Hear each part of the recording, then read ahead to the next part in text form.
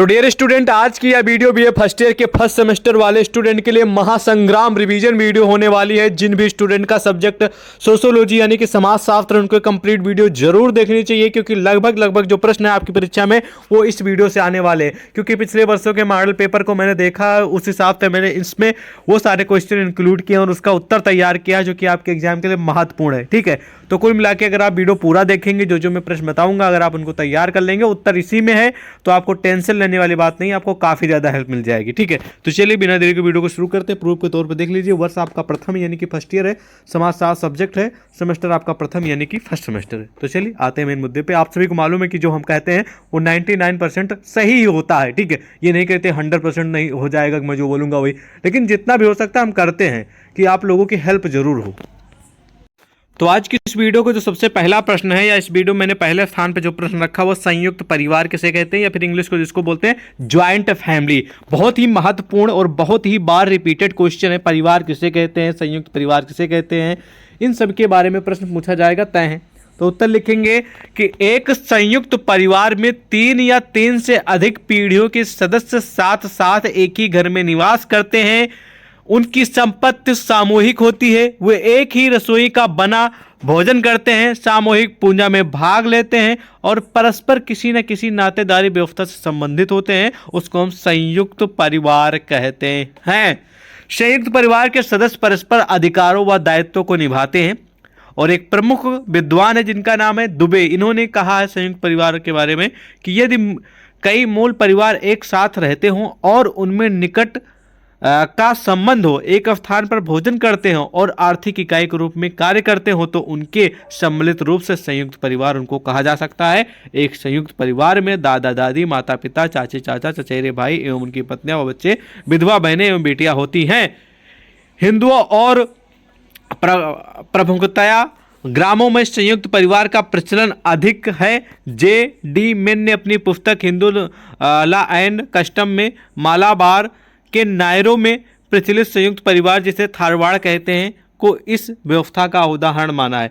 कहने का मतलब ये, जिस भी परिवार में 3 पीढ़ी, मतलब आपके दादा, आपके पापा, आपके चाचा, आपके बुआ, आपकी बहन, सब लोग एक ही साथ एक ही घर में रहते हों, एक साथ पूजा पाठ में सब में भाग लेते हों, एक ही परिवार में सब मिलजुल के रहते हो, तो उसको संयुक्त परिवार कहेंगे। और संयुक्त परिवार में जो शामिल होने वाले लोग हैं, आप ऐसे ही भी लिख देंगे, दादा दादी, माता पिता, चाची चाचा, चचेरे भाई, उनकी पत्नियां, बच्चे, विधवा बहनें। ठीक है, तो इन सभी जो एक ही साथ रहते हैं उनको संयुक्त परिवार कहेंगे। बस सिंपल सी परिभाषा, आई होप आपके दिमाग में रट गया होगा। हम ऐसा करते ही कुछ सिंपल परिभाषा प्रस्तुत कर देते कि आपके दिमाग में रट जाए। ठीक है, विवाह के अर्थ को स्पष्ट कीजिए। हालांकि शादी का सीजन चल रहा है तो विवाह के बारे में जान लेते हैं। कई सारे विवाह से संबंधित क्वेश्चन आएंगे, जैसे कि विवाह का अर्थ, विवाह की परिभाषा, विवाह के उद्देश्य। तो चलिए, विवाह का उद्देश्य ज़्यादा आता है, लेकिन अर्थ भी जान लेते हैं, विवाह की परिभाषा भी। तो विवाह का शाब्दिक अर्थ है उद्वाह, मतलब कि अर्थात जिसको बोलेंगे वधु। ठीक है, वधु और वर के घर ले जाना, यानी कि वधु को वर के घर ले जाना, मतलब कि आप जो पति होता है अपनी पत्नी को अपने घर ले जाता है। ठीक है, और विवाह को परिभाषित करते हुए लुईस मेयर ने लिखा है, भाई अलग अलग विद्वान हैं, अलग अलग लोगों के अनुसार अलग अलग परिभाषा। जैसे कि कहा कि विवाह का अर्थ होता है उद्वाह, और इसका जो अर्थ होता है, इसका अगर मतलब निकाला जाए अर्थात वधु को वर के घर ले जाना। ठीक है, और एक परिभाषा प्रमुख विद्वान लूसी मेयर ने लिखा है कि विवाह की परिभाषा यह है कि वह स्त्री पुरुष का योग है जिससे स्त्री से जन्मा बच्चा माता पिता की वैध संतान माना जाए। इस परिभाषा में विवाह को स्त्री व पुरुष के ऐसे संबंधों के रूप में स्वीकार किया गया है जो संतानों को जन्म देते हैं, उन्हें वैध घोषित करते तथा इसके फलस्वरूप माता पिता एवं बच्चों को समाज में अधिकार एवं परिस्थितियां प्राप्त होती हैं, जिसको हम विवाह कहेंगे। उसके बाद अलग विद्वान ने, एक विद्वान और है जिनका नाम है WHR रिवर्स ने कहा है कि जिन साधनों द्वारा मानव समाज यौन संबंधों का नियमन करता है उन्हें विवाह की संज्ञा दी जा सकती है। विवाह की कुछ विशेषताएं हैं, उद्देश्य भी जानेंगे, मतलब विवाह से संबंधित अगर कोई भी प्रश्न आए तो आप लोग उसको बाकायदा लिख सके। तो उत्तर लिखेंगे, विवाह समाज, धर्म एवं कानून द्वारा स्वीकृत एक संस्था है। विवाह द्वारा पति पत्नी की यौन संबंधों की स्थापना का अधिकार प्राप्त होता है। विवाह समाज की अनिवार्य एवं सार्वभौमिक संस्था है और हमारे समाज की रीति रिवाज है, बोल सकते हैं हमारे समाज का एक कल्चर है। उसके बाद आखिरकार अब आ गया हिंदू विवाह के उद्देश्य या फिर विवाह के उद्देश्य। चलिए जानते हैं। एक प्रमुख विद्वान जिनका नाम है मोरडॉक, इन्होंने कहा है कि संसार के विभिन्न भागों में पाए जाने वाले 250 समाजों के विवाह के उद्देश्यों का तुलनात्मक अध्ययन कर यह निष्कर्ष निकला है कि मानव समाज में विवाह के 3 प्रमुख लक्ष्य हैं।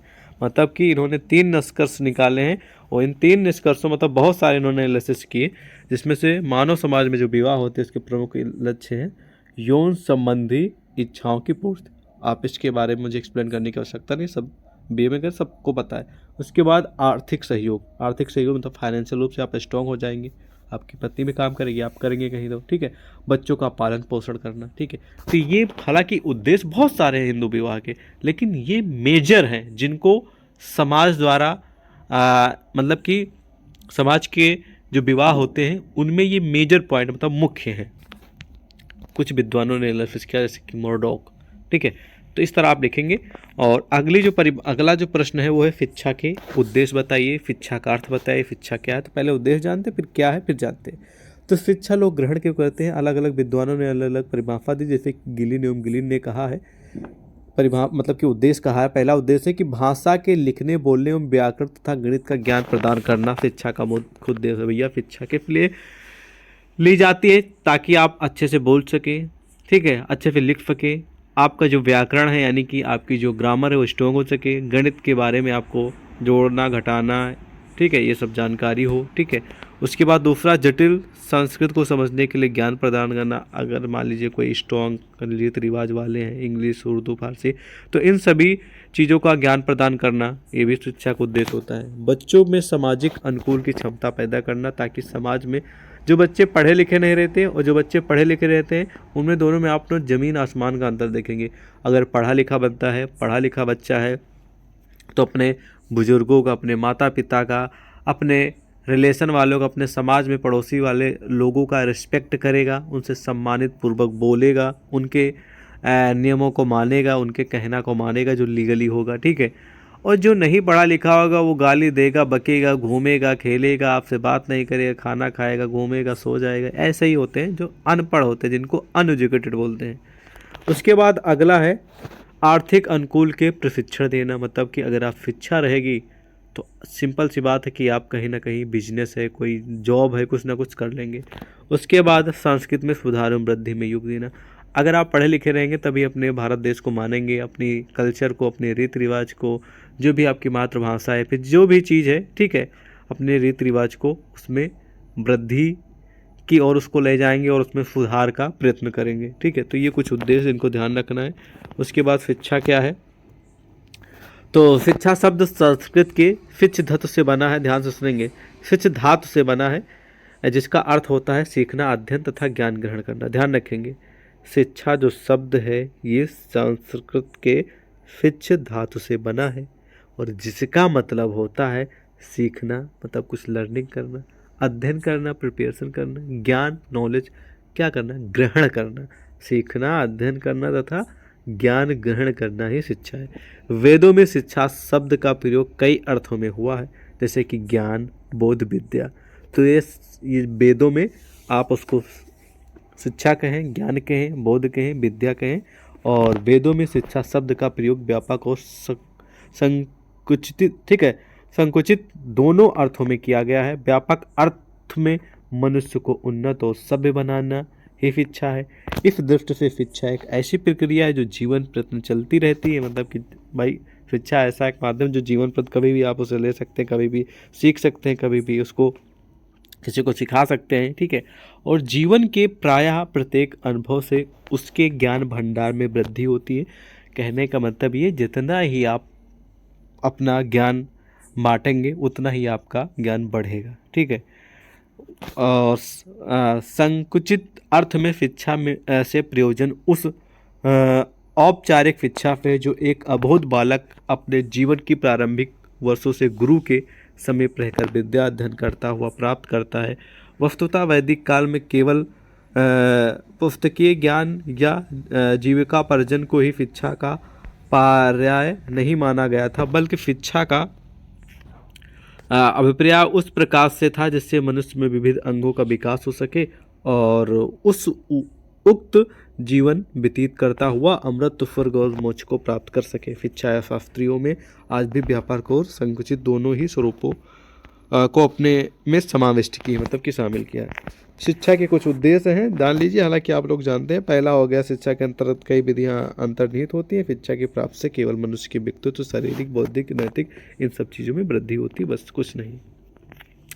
सामाजिक प्रक्रियाओं से आप क्या समझते हैं? ठीक है, तो सामाजिक प्रक्रियाओं के बारे में क्वेश्चन जान लीजिए। उत्तर लिखेंगे कि व्यक्ति अपने स्वयं के प्रयत्नों यानी अपने स्वयं की कोशिश से अपने सभी प्रकार की आवश्यकताओं की पूर्ति करने में असमर्थ होता है। मतलब कि आप चाहें कि हम सब चीज़ में सुख संपन्न रहे तो नहीं होगा। आप चाहे पैसे से स्ट्रांग होंगे तो आप कहीं बीमारी, कहीं कुछ। एग्जाम्पल सबसे बड़ा दे रहे हैं, अंबानी के फैमिली में कितना पैसा होगा? बहुत पैसा है, लेकिन उनके बच्चे को थायराइड या फिर कह सकते कुछ भी हो, मोटापा वाली बीमारी, हम सिंपल भाषा में कहेंगे, ठीक है। तो कितना भी पैसा उनके, बताइए, एशिया के सबसे अमीर आदमी होते हुए भी उनके बेटे इतने मोटे हैं, मतलब कि मोटे हैं नहीं, मोटापा एक उनको बीमारी है, अधिक मोटापा वाली, ठीक है। बताइए, वो पैसा होते हुए भी बताओ अपना इलाज नहीं करा सकते। वो चाहे जितने करोड़ रुपए, इतना चाहे जितना भी पैसा लग जाए, अगर वो सही हो जाए ना तो उतना पैसा लगा दे, फिर भी नहीं हो पा रहा है कि नहीं? फैक्ट वाली बात। तो इससे साबित ये होता है कि इंसान जो कोशिश करता है, ठीक है, उसमें वो सभी प्रकार से अपनी जो उसकी आवश्यकता होती है उसको पूरा करने में असमर्थ होता है। इस कारण उसे दूसरों पर आश्रित रहना पड़ता है, यानी कि दूसरे पर डिपेंड रहना पड़ता है, ठीक है। वह अन्य लोगों के साथ संपर्क स्थापित करके विचारों का आदान प्रदान करता है, उनसे कुछ लेता है और कुछ देता है, उनको कम या अधिक मात्रा में प्रभावित करता है और स्वयं को भी उनसे प्रभावित होता है। मतलब कहीं कहीं आप देखे होंगे, कोई इंसान आपको ऐसा मिलेगा ना, उसके पास कुछ और नॉलेज होगा, आपके पास कुछ और नॉलेज होगा। जैसे कि एग्जाम्पल के रूप में अगर आप किसी बिजनेस मैन या फिर बिजनेस वाले बंदे से मिलेंगे तो वो आपको बिजनेस के आइडियाज़ देगा। अगर वहीं कहीं पर नौकरी करने वाले बंदे से आप मिलेंगे ना तो वो आपको कहेगा ये वैकेंसी देख लो, प्राइवेट दो, सरकारी देख लो, ये नौकरी देख लो, रेलवे दे दो, बैंकिंग देख लो, ठीक है, UPSC IF ये देख लो। तो मतलब कि जिस तरीके के लोग आपको मिलेंगे उस तरीके का आपको वो उपदेश देंगे, ठीक है। तो उनसे भी आपको कुछ सीखने को मिलेगा, ठीक है, और आपसे भी उनको कुछ सीखने को मिलेगा, यानी कि कुछ ना कुछ ज्ञान आएगा जाएगा, ठीक है। उसके बाद यहाँ पर लिखेंगे अगला पॉइंट कि इसी प्रक्रिया, यहाँ पर कहाँ गए हम, उनसे कुछ लेता और कुछ देता है, उनको कम या अधिक मात्रा में प्रभावित करता है और स्वयं ही उनसे प्रभावित होता है। इसी क्रिया को अंतः क्रिया कहा जाता है। एक व्यक्ति या समूह की दूसरे व्यक्ति या समूह के साथ अंतः क्रिया होती है। इसी अंत क्रिया की निरंतरता यानी कंटिन्यू जो होती है, इसी को सामाजिक प्रक्रिया कहेंगे। मतलब एक व्यक्ति या समूह की दूसरे व्यक्ति या समूह के साथ अंतः क्रिया, मतलब कि कुछ लेता है कुछ देता है, तो इस क्रिया को निरंतरता जब ये होती रहती है उसको सामाजिक प्रक्रिया कहा जाता है। तो आप इस प्रकार लिखेंगे, ठीक है। उसके बाद उदाहरण के लिए यहाँ पर दिया गया है कि यदि उदाहरण के लिए यदि दो व्यक्ति परस्पर मिलते रहते हैं, एक दूसरे की आवश्यकता पर सहायता करते हैं, सुख दुख में साथ देते हैं, तो उनकी अंतर्क्रिया में निरंतरता बनी रहती है। तो इसी को सामाजिक प्रक्रिया कहेंगे। जैसे कि हम आप मिल रहे हैं, आपके सुख में दुख में हर चीज़ में हम आपके साथ हैं, ठीक है, और जब ये कंटिन्यू लगातार काफ़ी दिन तक रहता है तो इसको हम सामाजिक प्रक्रिया कहेंगे, बस, ठीक है। तत्व बहुत कम आता, आप पढ़ सकते हैं। कुछ तत्व है, घटनाओं की स्थिति है, फल प्रद घटनाएं हैं, घटनाओं की निरंतरता, संबंधित घटनाएं, ये सामाजिक प्रक्रिया कुछ तत्व है जिनको आपको पढ़ लेना है, ठीक है।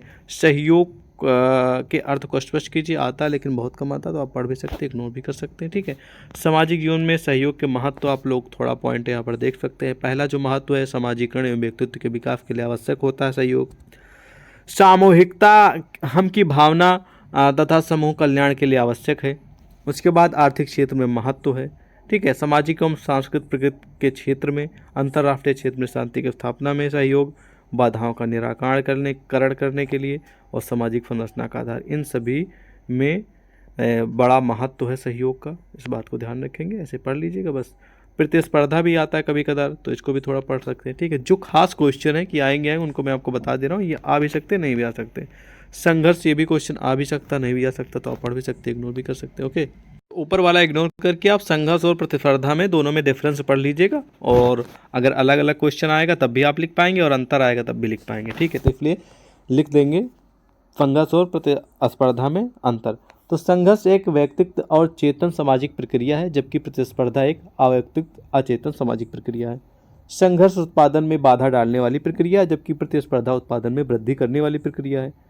उसके बाद 3 नंबर, संघर्ष एक अनियमित प्रक्रिया है और संघर्ष दीर्घकाल तक नहीं चल सकता, जबकि प्रतिस्पर्धा एक निरंतर प्रक्रिया है, इसके अस्तित्व समाज में आदिकाल से रहा है।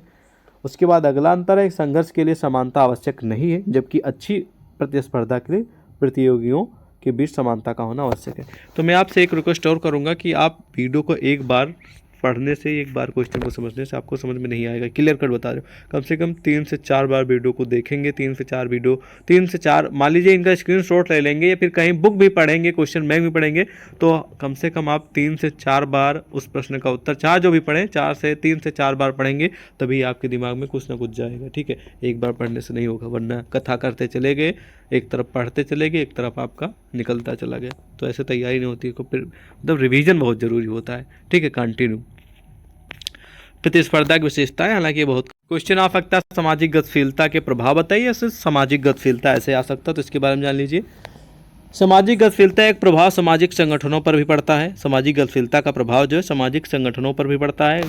गतिशीलता व्यक्तित्व एवं प्रतियोगिता की भावना को विकसित करती है। सामाजिक गतिशीलता प्राथमिक समूहों की संरचना में विघटित करती है, जबकि द्वितीयक समूह पर इसका प्रभाव कम पड़ता है। सामाजिक गतिशीलता व्यक्ति को उच्च परिस्थिति प्राप्त करने एवं प्रतिस्पर्धा के लिए प्रेरित करती है। सीमांत मानव एवं संदर्भ समूह की धारणाएं परस्पर संबंधित और आधुनिक प्रौद्योगिक समाजों में सामाजिक गतिशीलता का परिणाम है। ठीक है, मतलब अगर आप सोसाइटी में किसी भी समाज में रह रहे हैं तो सामाजिक गतिशीलता, सिंपल भाषा में बोला जाए कि सामाजिक गतिशीलता क्या है, तो आप ऐसे लिख देंगे, सामाजिक गतिशीलता जो है वो किसी व्यक्ति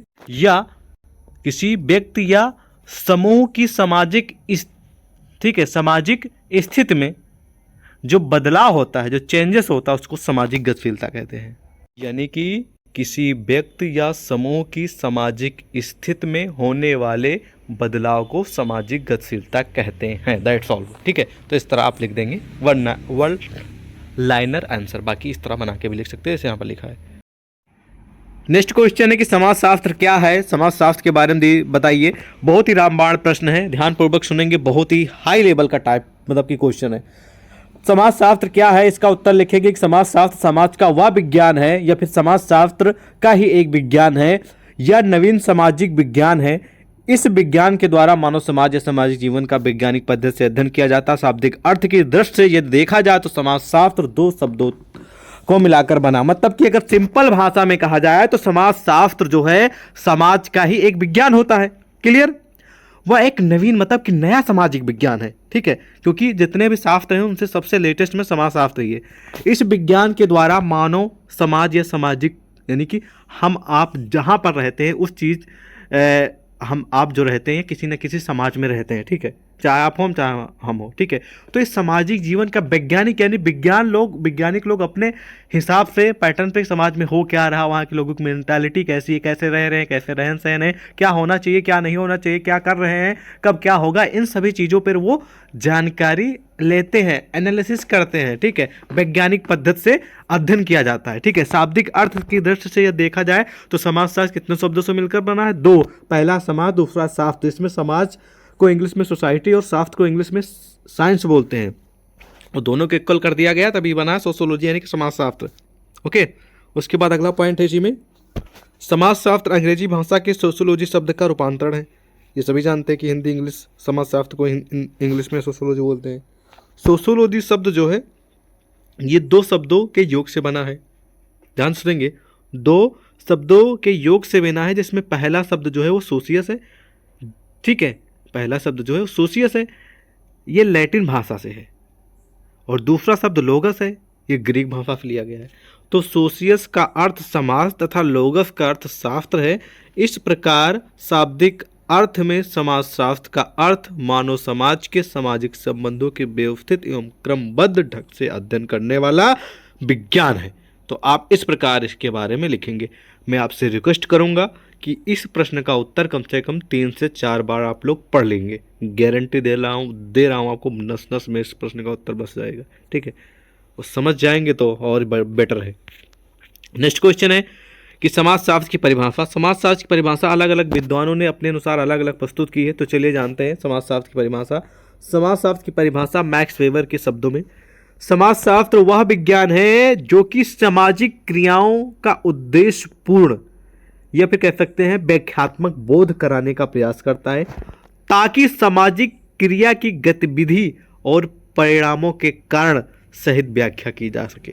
ठीक है, ये परिभाषा मैक्स वेबर ने दी है। वहीं पर दूसरी परिभाषा मैका एवं पेज ने दी है। इन्होंने कहा कि समाजशास्त्र सामाजिक संबंधों के विषय में, समाजशास्त्र सामाजिक संबंधों के विषय में है। संबंधों के इस जाल को हम समाज कहते हैं। इस प्रकार लिखेंगे, आपको जो बेटर लगे, जो परिभाषा वो अपने अनुसार लिख सकते हैं। लेकिन महत्वपूर्ण प्रश्न है रामबाण परिभाषा अर्थ। देखिए क्वेश्चन कई है। पहला सुनिए, समाज क्या है, समाज की परिभाषा, समाजशास्त्र क्या है, समाजशास्त्र की परिभाषा, ठीक है, और समाजशास्त्र का अर्थ। इस तरह आप पढ़ लेंगे। उसके बाद अगला प्रश्न है वैज्ञानिक पद्धति की प्रमुख विशेषता, यानी किसी चीज़ को अगर एनालिसिस करना होता है तो वैज्ञानिक लोगों की कुछ पैटर्न होते हैं, कुछ पद्धतियाँ होती जिनके माध्यम से वो लोग एनालिसिस करते हैं। तो वो उनमें क्या विशेष है, पहले तो अवलोकन करते हैं। ठीक, मतलब कि अवलोकन भी एक उनके विशेषता के अंतर्गत आता है। अगर किसी चीज़ का एनालिसिस करते हैं, सत्यापन करते हैं, वर्गीकरण करते हैं, सामान्यीकरण करते हैं, भविष्यवाणी भी करते हैं, वैज्ञानिक प्रवृत्ति भी करते हैं, तटस्थता वैश्यकता करते हैं, धैर्य रखते हैं, सख्त मेहनत या कठिन परिश्रम भी करते हैं, जिज्ञासा की प्रवृत्ति, रचनात्मक विचार शक्ति। तो ये सब वैज्ञानिक लोग किसी भी चीज़ को करते हैं। चाहे समाज के लीजिए, समाज का जब अध्ययन करते हैं, समाज के बारे में जब उसका तोड़ निकालते हैं, तो इन सब चीज़ों को उनको ध्यान में रखते हुए, ठीक है, वो कोई भी कार्य करते हैं। ठीक है, तो ये सब विशेष है इसमें। अब क्वेश्चन है कि समाजशास्त्र का अध्ययन क्षेत्र बताइए। तो अध्ययन क्षेत्र बहुत कम आता है, तो आप पढ़ भी सकते हैं, इग्नोर भी कर सकते हैं, देख लीजिएगा यहाँ पर। ठीक है, अब अगला प्रश्न है समाजशास्त्र की उत्पत्ति के बारे में। तो चलिए उत्पत्ति के बारे में समझ लेते हैं, ताकि क्वेश्चन फंस जाए तो ये कहने का चांस ना रहे कि सर आपने बताया नहीं। उत्तर लिखेंगे कि समाजशास्त्र की उत्पत्ति का जो श्रेय है फ्रांस के दार्शनिक या विद्वान अगस्त काम्टे को जाता है, जिन्होंने सर्वप्रथम 1838 ईस्वी में सर्वप्रथम सोशियोलॉजी शब्द का प्रयोग किया था। ध्यानपूर्वक सुनेंगे। अतः काम्टे को समाजशास्त्र का पिता यानी कि फादर ऑफ सोशियोलॉजी कहा जाता है। ठीक है, अगस्त काम्टे को शॉर्ट में काम्टे बोला जाता है। तो इन्होंने ही सबसे पहले सोशियोलॉजी शब्द का जो है प्रयोग किया था। ये फ्रांस के निवासी हैं और ये सर्वप्रथम 1838 में इसका नाम उन्होंने दिया था, और फादर ऑफ सोशियोलॉजी यानी कि समाजशास्त्र के पिता भी कहे जाते हैं। Okay, clear. उसके बाद समाजशास्त्र के विकास की प्रथम अवस्था जो है, यानी कि इन्होंने तो कर दिया अपना काम, उसके बाद इसका जो विकास हुआ वो यूरोप से शुरू हुआ। सामाजिक जीवन के बारे में व्यवस्थित ढंग से सोचने का प्रयास यूरोप के यूनानी दार्शनिक जो थे, यानी कि प्रमुख विद्वान थे जिनका नाम था प्लेटो, तथा उनके शिष्य थे जिनका नाम था अरस्तु को जाता है। मतलब कि इसका जो विकास का जो श्रेय है वो यूरोप से हुआ है, और वहाँ के जो प्रमुख दार्शनिक थे, यूनानी दार्शनिक थे जिनका नाम प्लेटो और उनके शिष्य अरस्तु हैं, इसका विकास का क्रम इन्होंने बढ़ाया। उसके बाद अगस्त काम्टे ने समाज से संबंधित अध्ययन का सर्वप्रथम सामाजिक भौतिकी यानी कि सोशियोलॉजी फिजिक्स के नाम से पुकारा। समाजशास्त्र में हर्बर्ट स्पेंसर 1820 से 1903 तक मैक्स वेबर का नाम विशेष रूप से प्रसिद्ध रहा। मतलब कि 1820 से लेकर 1903 के बीच का जो समय रहा, इसमें समाजशास्त्र के विकास का, ये समाजशास्त्र उभर रहा है, उसका जो श्रेय है वो प्रमुख विद्वान हर्बर्ट स्पेंसर को जाता है। समय समय पर विद्वानों ने इसमें अपना योगदान दिया है, उसके विकास के क्रम को आगे बढ़ाया है, इसलिए अलग अलग जगहों पर उनका नाम यहाँ पर उल्लेख किया गया है। जैसे कि शुरुआत तो अगस्त काम्टे ने की, फिर यूरोप में इसका विकास हुआ, धीरे धीरे यूरोप में विकास प्लेटो और उनके शिष्य अरस्तु ने किया, फिर धीरे धीरे कुछ समय यहाँ पर दिया गया है। ठीक है, इस समय के बीच मैक्स वेबर इसमें आए। ठीक है, उसके बाद अगला पॉइंट है कि मानव एक सामाजिक प्राणी है, इसलिए प्रारंभ से समाज के विषय में चिंतन करता है। भारत में वेदों, साहित्यों, स्मृतियों में मानव तथा समाज का उल्लेख किया गया है। विष्णुगुप्त ने अर्थशास्त्र में समाज पर लिखा है कि समाजशास्त्र का जन्म 1838 में फ्रांसीसी चिंतक अगस्त काम्टे से माना जाता है। तो इस प्रकार इसका उत्तर लिखेंगे। बहुत ही रामबाण प्रश्न है, ध्यान रखेंगे। अब नेक्स्ट प्रश्न है भैया, समाज की परिभाषा दीजिए। उत्तर लिखेंगे एम गिन्सबर्ग ने समाज की परिभाषा दी है।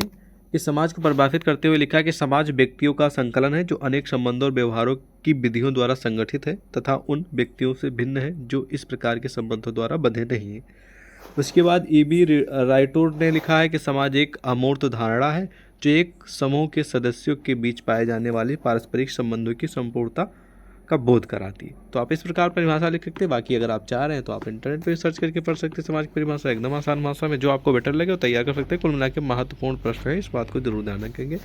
विशुद्ध और सीमावर्ती समुदायों की कुछ उदाहरण दीजिए, बहुत कम आता तो इसको आप इग्नोर कर सकते हैं, पढ़ भी सकते हैं। उत्तर आप लोगों के समक्ष प्रस्तुत है।